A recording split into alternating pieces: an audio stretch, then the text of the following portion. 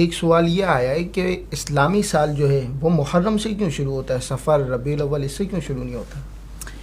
اسلامی سال جسے ہجری سال ہم کہتے ہیں، اصل یہی ہے کہ رسول اللہ صلی اللہ علیہ وسلم جب ہجرت کر کے مدینہ شریف تشریف لائے تھے تو اب اس کو ہجرت کا سال کہنا شروع ہوئے ہیں۔ ہجرت کا پہلا سال، ہجرت کا دوسرا سال، ہجرت کا تیسرا سال، اس طرح اس کو یاد رکھتے تھے۔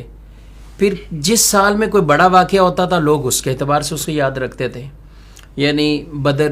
جنگ بدر ہوئی، جنگ احد کا معاملہ ہوا تو لوگ یہ کہتے تھے بدر والے سال، احد والے سال، اور اس طرح سے یاد رکھا جاتا تھا۔ پھر رسول اللہ صلی اللہ علیہ وآلہ وسلم نے دنیا سے ظاہری پردہ فرما لیا تو اس طرح ہجرت کے سال تو شمار کرتے رہے، گنتی میں یہ تو آتے رہے۔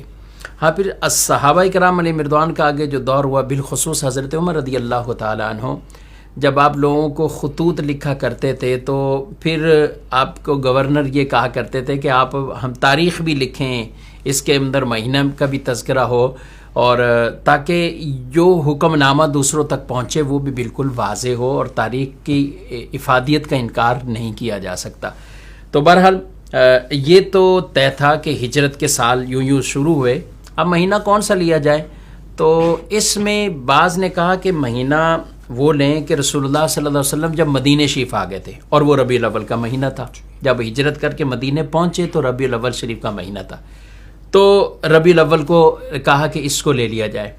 اور اس پر بھی صحابہ کرام علیہ مردوان کی مشاورت ہوئی، بالخصوص سیدنا علی رضی اللہ تعالیٰ عنہ، وہ بھی اس مشاورت میں، حضرت عمر رضی اللہ عنہ نے خود ان سے بھی مشاورت فرمائی، حضرت عثمان غنی رضی اللہ تعالیٰ عنہ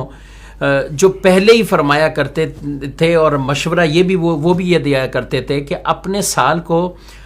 محرم سے شروع کرو، کیونکہ حج کے بعد برکت والا یہی مہینہ، حج سے لوگ واپسی آتے تھے تو اس کو ایک اگلا سال شمار کیا جاتا تھا۔ اور محرم شریف کو مہینے کو ویسے بھی کئی طرح کی نسبتیں ہیں،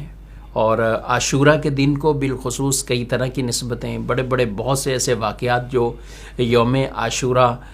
میں ہوئے ہیں، اور پھر امام حسین رضی اللہ تعالیٰ عنہ کی یہ عظیم شہادت والا واقعہ وہ بھی اس مہینے میں اور عاشورہ کے